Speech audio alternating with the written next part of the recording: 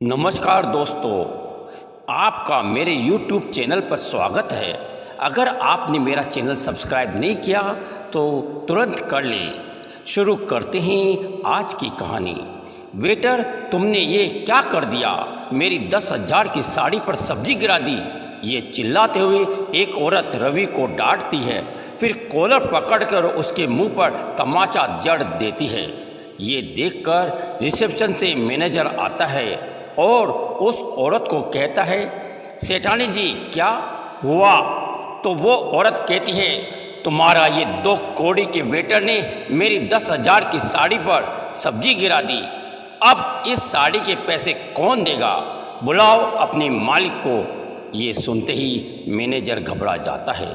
वो उस वेटर के पास आता है जिसका नाम रवि था, जो शाम को पार्ट टाइम नए वेटर की नौकरी पर लगा था। रवि पढ़ने में होशियार था, लेकिन घर की माली स्थिति ठीक नहीं होने से मैनेजर उसे होटल में वेटर की नौकरी पर रख लेता है। अभी थोड़े दिन ही हुए थे रवि को वेटर की नौकरी पर रखे हुए। अब सेठानी जी रवि पर गुस्सा हो रही थी। अपनी नई बेशकीमती साड़ी के पैसे लेना चाहती थी। बुलाओ अपने मालिक को। लेकिन मैनेजर बार बार माफ़ी मांगता है। कहता है, सेठानी जी आइंदा से ऐसी गलती नहीं होगी। रवि, मांगो सेठानी जी से माफ़ी। रवि रोते हुए सेठानी जी से माफ़ी मांगता है, लेकिन सेठानी जी गुस्से में तिलमिलाती हुई चिल्लाती है, बुलाओ अपने मालिक को। तो मजबूरन मैनेजर मालिक को फ़ोन कर बुलाता है। मैनेजर जानता था कि मालिक को मालूम पड़ेगा तो उसे और रवि को नौकरी से निकाल देगा। मैनेजर ने अपने 5 साल की नौकरी में कभी भी मालिक को हंसते हुए नहीं देखा। हर वक्त अनुशासन और गुस्से में देखा। मालिक आते हैं और सेठानी जी से पूछते हैं, बहन जी, इसने जानबूझकर आपकी साड़ी पर सब्जी गिराई थी क्या?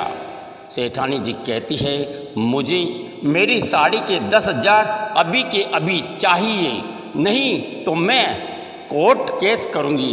इस बात पर मालिक कहते हैं, बहन जी, अगर आपको साड़ी का पैसा चाहिए मैं अभी देता हूँ। मैनेजर, बहन जी को 10,000 रुपये दे दो। मैनेजर 10,000 रुपये सेठानी जी को दे देता है। अब मालिक सेठानी जी को कहते हैं, बहन जी, अभी हिसाब पूरा नहीं हुआ है। आपको आपकी साड़ी के रुपए मिल गए, लेकिन जो थप्पड़ आपने मेरे नौकर को मारा उसके लिए आपको रवि से माफ़ी मांगनी पड़ेगी।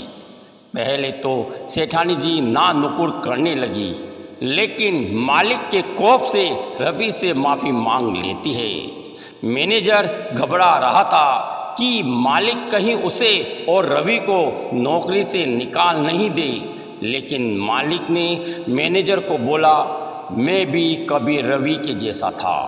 घर की माली हालत ठीक नहीं होने की वजह से मैं भी पढ़ाई के अलावा पार्ट टाइम काम करता था। एक बार मुझसे भी गलती हुई थी, लेकिन मालिक ने मुझे नौकरी से नहीं निकाला। अगर उस वक़्त मालिक मुझे नौकरी से निकाल देता था तो मैं कभी भी बड़ा आदमी नहीं बन सकता था।